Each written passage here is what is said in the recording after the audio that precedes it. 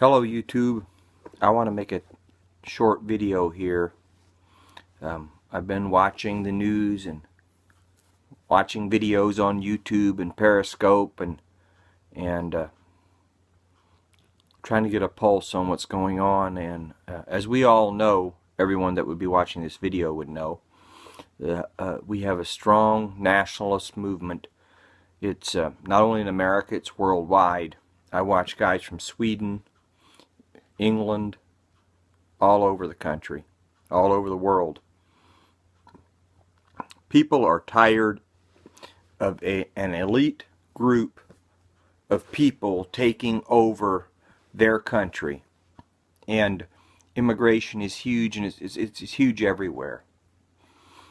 And then you get into identity politics. As soon as you take up the issue of immigration, you have to address identity politics. And as soon as you address identity politics, you're in danger of being called a Nazi or a racist. So it has to be done carefully. And I've been hearing about Richard Spencer for a long time, and I know that the national media gives him a lot of attention, much more than other guys with more influence than him.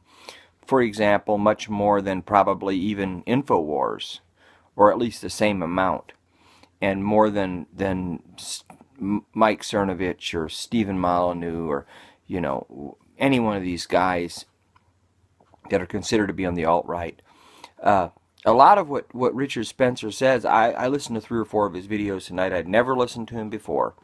He has a lot of truth, but when you're going out and pushing a narrative, he sees this immigration. He sees that the U.S. needs to be a European country, and he leaves little room for any other race.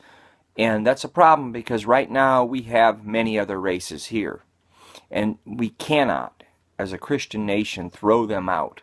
That's not an option when they've been here for hundreds of years. So I believe he's a little off on his narrative.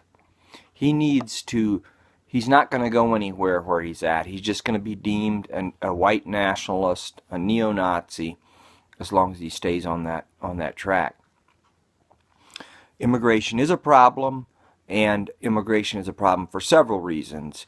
For all the common mainstream reasons that it takes jobs away from the Americans, a lot of these people are on welfare and all that. And the most important one is it changes demographics. And if demographics didn't matter, Mexico would be rich. Mexico would be richer than the United States, or every bit as rich, or would have every bit as good of a lifestyle, or a couple degrees less, like Europe, Scotland, Ireland, Sweden, Denmark, Finland, Germany, France. And it's not the case. So demographics matter, whether we like it or not. And anyone who doesn't believe that is basically buying up the mainstream narrative and lying to themselves, because it's just not the truth. Demographics matter. We have to maintain our demographics in order to maintain a prosperous, free country. There's not another option, but we can't throw people out because of beliefs that we have. Whatever, we can't throw them out. We have to make room for everyone. We have to get along, and the best way to do that is to create a sense of national pride in every group, and allow no one to be left out, no one to feel like they're left behind. Everyone has to be equal. We stand together. We become nationalists. We work for the good of our country and our people, and everyone has that right. And we do not fight among each other. And as of right now, I would suggest we limit immigration to asylum seekers, and that's it. If you're not an asylum seeker, you can't come to the U.S. But that is as it is. I can't change that, but that's what I think we probably would be the best bet for us to do. But so this overall nationalist movement that's going on is mainly because of this globalist takeover that we've seen. These multi-elitist corporations creating TPP, and senators can't see it. Senators of your country can't see it, and Nancy Pelosi says we have to pass it so we can see it. Are you kidding? How insane is this? 100 years ago, people would have never dreamed that Americans could be that ignorant, that they would allow some foreign elite group to create a trade deal that our Congress and president weren't allowed to see.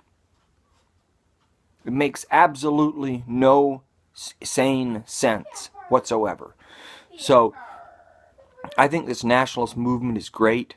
I think that there could be dangers in it if you become overly nationalistic where you don't accept anybody else. I think we have to keep what we have here. We have to protect the people we have here. And we all have to be part of one big movement. But we have to educate. Probably the number one problem, or the first goal, needs to be to take over academia. Banking, media, I mean, we've took media over pretty much, but banking is important too, but academia is where you train the kids. That's where these hardcore leftists, you're hard-pressed to find a hardcore leftist walking down the street anywhere. The majority of them are in colleges, very strategically placed. They gravitate toward it. I doubt if it's a plan, an open plan, that all hardcore leftists become professors. I doubt it. It's spiritual.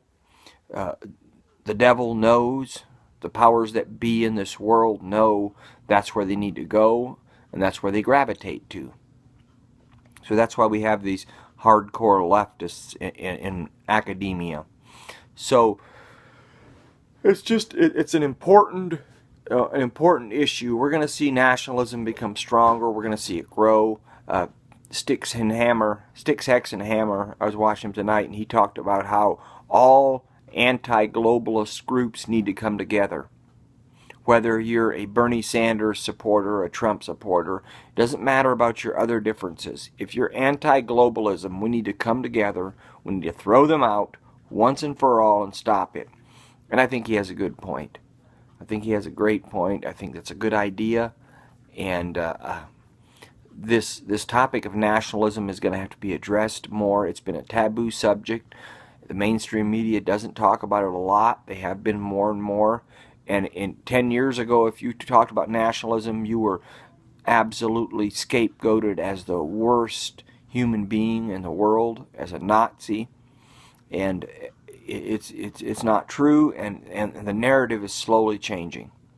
So that's about all. I'm not going to make a long video, and I'll see you soon. Subscribe and hit like, okay? We all know how important it is to get subscribers to climb. I'll subscribe to you, you subscribe to me. Thank you.